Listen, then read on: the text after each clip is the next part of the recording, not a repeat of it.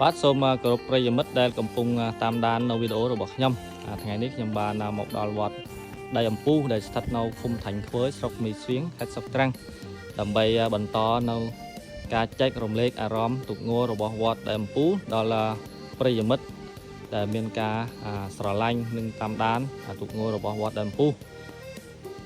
ឡូវនេះយើងឃើញថាទុកងរបស់ដៃអំពូក៏បានសម្រេច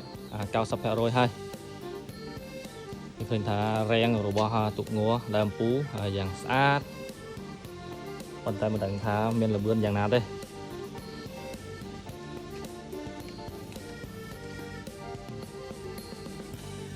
ឡូវនេះខ្ញុំនឹងថតឲ្យប្រិយមិត្តឃើញច្បាស់ទុកងរបស់វត្តដើមពូសាងសង់ថ្មីក្នុងឆ្នាំ 2025 នេះយ៉ាងណាណា